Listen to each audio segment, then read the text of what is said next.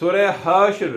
آیت نمبر 7 میں ارشاد ہوا وما آتاکم الرسول فخذوہ وما نہاکم عنہ فانتہوا، کہ رسول اکرم صلی اللہ علیہ وآلہ وسلم تمہیں جس چیز کا حکم دیں اسے قبول کرو اور جس چیز سے روکیں اس سے رک جاؤ۔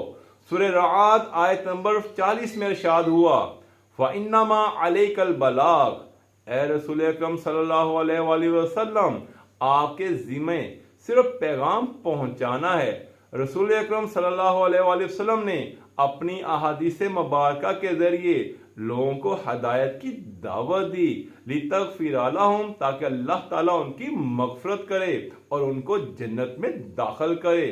آپ نے فرمایا اللہ تعالیٰ اس بندے کو آباد و شاد رکھے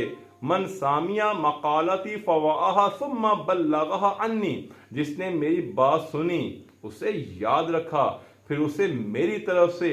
دوسروں تک پہنچایا۔ پھر آپ نے فرمایا من حافظ من امتی 40 حدیثا یطلب بذلک وجہ اللہ عز وجل والدار الاخرہ حشرہ اللہ یوم القیامہ من نبیین والصدیقین والشہداء والصالحین، کہ میری امت میں سے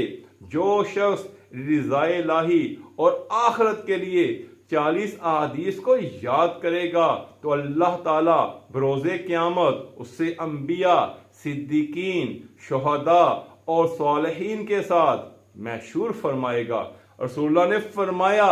عارضوا حدیثی علی کتاب اللہ فإن وافقہ فہو منی، میری حدیث کو قرآن مجید کے سامنے لاؤ، اگر وہ اس سے مطابقت رکھتی ہوگی تو میری طرف سے ہوگی۔ پھر فرمایا من کذب علی متعمدا فلیتبوأ مقعدہ من النار، جس نے جان بوجھ کر مجھ پر جھوٹ بولا اس کا ٹھکانہ جہنم ہے۔